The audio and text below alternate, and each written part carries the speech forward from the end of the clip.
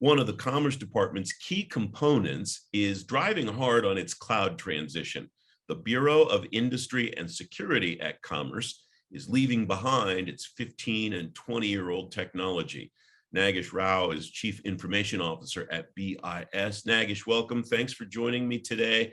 How has the cloud enabled your agency to be innovative or to make big improvements in the way that you serve your customers? Great question. And Francis, it's always a pleasure to be on your program. As always, you've been a pillar in our community and helped tell the good story. So thank you so much. The cloud is actually what's been great about the adoption of cloud is the ease of use. If anything, ease of use, accessibility for data, and the fact that you can set it up so it stays on. So even if there's a massive drive of traffic to those platforms, it can stay on and turn on servers in real time right off about one after one. You know, the situation I had to deal with at SBA really helped us out there. So that same methodology that Maria wrote and myself and the team did over there, same kind of practice I'm doing at BIS. I want stuff to just stay stable, operate. If there's an outage, it's intermittent or really brief because, you know, servers turn on. So it's been fantastic, to be honest with you. And you know, when I arrived, like, for example, our emails were going out every other day. Emails were going off, servers were breaking down, the PIV card certs weren't working. Like it was a nightmare. And it was just because a lot of people were in the bureau were teleworking and using VPN and whatnot. And again, our bureau was not designed to do telework and whatnot. So adapting to the cloud allowed that flexibility to keep systems on and ongoing and be able to do maintenance pretty quickly. What were the big problems that you had to solve when you started to build a transition strategy, Nagesh?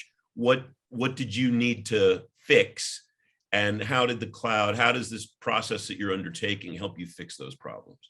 I think the first major issue we had to address was the fear factor. A lot of people were fearful of it. We're talking about a staff that smart and hungry, but at the same time had no real understanding of what it meant to go to the cloud, because they were used to just on-premise hard systems that they would touch and work with. You know, I think there was a lot of fear factor of like, will this do away with my job? And what does this mean? Like, I don't understand cloud engineering. I don't understand this and that. Like I'm used to what I know, physical pen, paper, you know, don't give me another new tool I have to learn.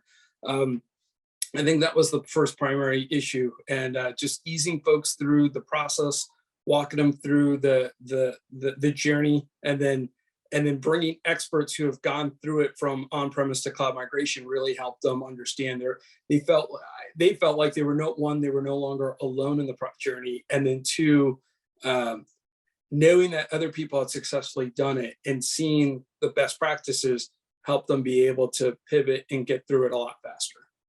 Now that you're on the other side of it, what do you see, and what do your colleagues, the kind of folks you just described, see as far as how you're able to deliver those services, deliver the stuff better for people? Oh man, you're seeing, that's a great question. You're seeing quick response times, right? So when automatic notifications, you know, when we're seeing funkiness, we have a lot better visibility as to what's going on with our systems and traffic and applications data. You know, I think a critical thing too, again, is the ability to swap data pretty quickly, especially working in the cloud.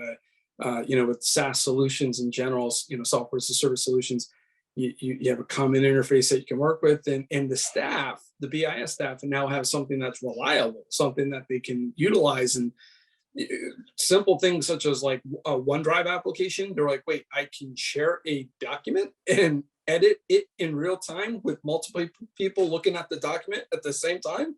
You can do that. Like, and that was the funny thing. I think when Google, for example, released Google Docs to allow that, you know, there were folks who knew about it, but there were a lot of folks who didn't. And so I think it was smart when Microsoft and other vendors out there were designing that same kind of like real-time editing, real-time connectivity, real-time. You don't have to lock the document and then wait till the next person checks it out, that kind of thing. Like you can all do the work simultaneously at real-time and see real-time edits and see changes happening. They're like, whoa, blow my mind away. The mobility, I gotta tell you, the awesomest thing, as you know, I'm the father to an awesome 9-month-old baby boy who's like super clever and super figuring things out really fast. The apple didn't fall far from the tree when it comes to mischief. Uh, uh, when I was up in New York with my parents in November, I purposely didn't experiment. I was on intermittent paternity leave, so I was wanting to enjoy the time with my wife and the baby. I chose not to take my laptop with me. I only took my iPhone, and all the work I did, calls, documents, anything I edited off the iPhone back to leadership. And they were like a little taken aback. One, they were like, "Wait, you're working on paternity leave?" I said, "I'm just doing a little bit of work just to make sure nothing goes awry." But they were like, "Wow, the responsiveness is pretty fast." I go, "I'm doing everything off the iPhone." And they're like, "Wait, what?" And I'm like, "I'm chilling here. The baby's in my arms, sleeping. I got a free minute to answer an email or sign a document, and I can do it off the iPhone." And they're like, "Wait, you can do that?" I go, "Yep." Yeah. Pretty amazing. And looking forward to watching your son develop as a future chief information officer in the federal government, Nagesh. My dad's hoping doctor, but okay. Because Well, my dad was a surgeon, so my dad's kind of hoping, well, maybe medical doctor. fair enough. You mentioned your experience at SBA before you came to BIS, Nagesh. I wonder what you learned there in their big cloud transition that you were able to apply, lessons that you were able to apply at BIS, and what you learned in your transition at BIS that maybe you hadn't experienced at SBA or elsewhere in your federal career.